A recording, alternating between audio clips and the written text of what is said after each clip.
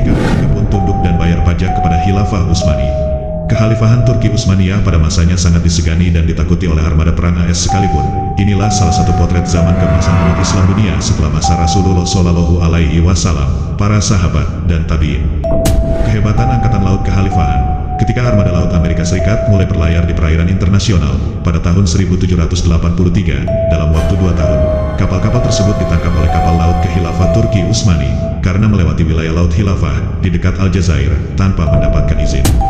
Penangkapan kapal-kapal itu memaksa AS membujuk dan mengakui kedikdayaan Khilafah. Pada tahun 1786, Thomas Jefferson yang kemudian menjadi duta besar Amerika untuk Perancis dan John Adams yang kemudian menjadi duta besar Amerika untuk Inggris bertemu di London dengan Sidi Haji Abdul Rahman Aja, duta besar negara Khilafah untuk Inggris. Pertemuan ini dalam rangka menegosiasikan sebuah perjanjian perdamaian antar kedua belah pihak AS dan Khilafah yang akan didasarkan pada pendanaan dari pemungutan suara di Kongres. Menariknya, setelah pertemuan itu, dua wakil dari Amerika yang nantinya menjadi presiden Amerika menyebarkan fitnah di depan Kongres AS. Mereka berkata, alasan negara Khilafah memusuhi Amerika, bahwa kekhalifahan didirikan berdasarkan hukum Nabi mereka, bahwa hal itu ditulis dalam Al-Quran mereka, bahwa semua negara yang tidak mengakui otoritas mereka adalah negara yang berdosa, dan lain sebagainya. Pada tahun 1793, armada laut AS kembali lagi memasuki wilayah laut Khilafah, dan kali ini 12 kapal AS pun kembali ditangkap. Menanggapi hal ini, Kongres Amerika memberikan mandat pada Presiden Washington pada bulan Maret tahun 1794 untuk membelanjakan hingga 700.000 koin emas untuk membangun armada angkatan laut yang lebih kuat yang terbuat dari baja. Namun kapal-kapal tersebut dilaporkan berhasil ditenggelamkan semuanya dalam perang laut melawan armada laut Kekhalifahan Turki. Sejak saat itu, AS baru sadar tengah berhadapan dengan sebuah kekuatan yang hebat bernama Khilafah Islamiyah, Turki Utsmaniyah.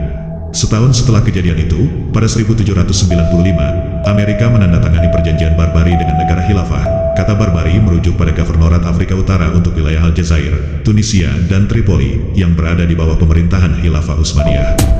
Ketentuan dalam perjanjian Barbary memaksa AS untuk membayar sejumlah besar uang kepada Khilafah sebagai imbalan izin untuk berlayar di Samudra Atlantik dan Laut Mediterania serta mengembalikan kapal-kapal yang ditangkap, mulai dengan pembayaran dengan metode one-off payment yang bernilai $992.463. Sebagai imbalannya, pemerintah Amerika harus membayar lagi $642.000 yang setara dengan emas. Selain itu, Amerika setuju untuk membayar pajak tahunan upeti senilai $12.000 dalam bentuk emas kepada negara Khalifah. Menariknya di sini, Khilafah lebih lanjut menegaskan supremasi diplomatiknya dengan mewajibkan Amerika untuk membayar upeti tahunan menurut kalender Islam dan bukan menurut kalender Masehi. Selanjutnya, sebagai tebusan untuk tentara Amerika yang ditangkap, Amerika harus membayar $585.000. Selain dari upeti yang bernilai sangat besar ini, Amerika setuju untuk membangun dan memberikan dengan biaya sendiri armada kapal baja bagi Khilafah. Khilafah berhasil menekan AS yang harus mau membayar lebih kurang 30x lipat perkiraan uang yang harus dibayar sebagaimana yang tercantum dalam perjanjian. Perjanjian itu berlaku sampai dengan boneka Yahudi bernama Kemal Ataturk meruntuhkan kekhalifahan. Semoga cuplikan sejarah yang menggambarkan konfrontasi antara Amerika dengan Khilafah ini bisa menjadi gambaran jelas buat kita, bahwa Khilafah benar-benar negara adidaya pada masanya, dan kita menjadi tahu, bahwa Khilafah tidak menyeramkan dan barbar seperti yang dipaparkan oleh penulis-penulis barat pada umumnya, dari berbagai sumber. Walau alam bisawab.